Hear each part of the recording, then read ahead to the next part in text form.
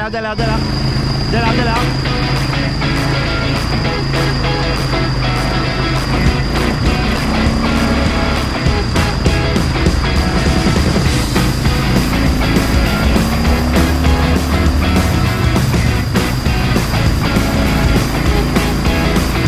ฝนตกจะมันอย่างนี้กัน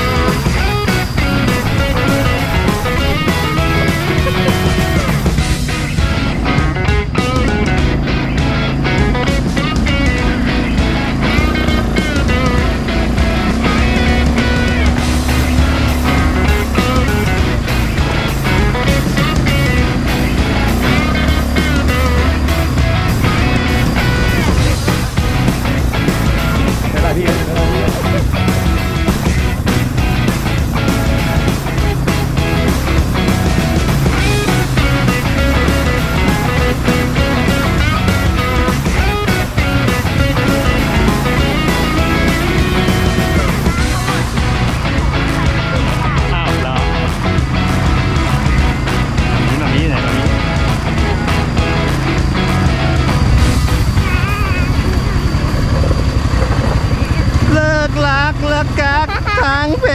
ง ร้องยังไงนะ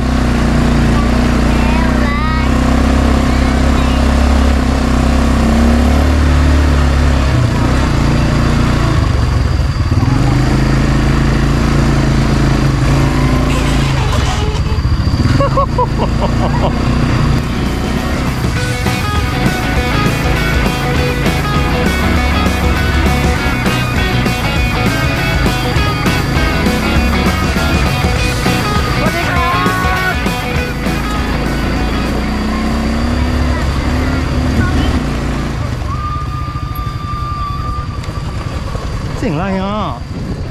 ที่เขาบอกเป็นหมาป่าเฮ้ย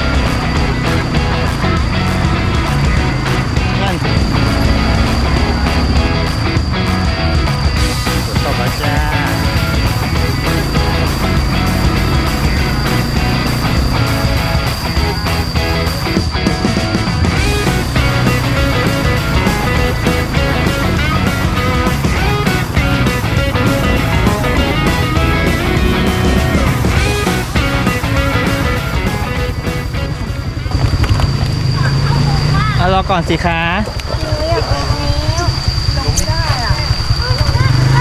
ใส่เกียร์ใส่เกียร์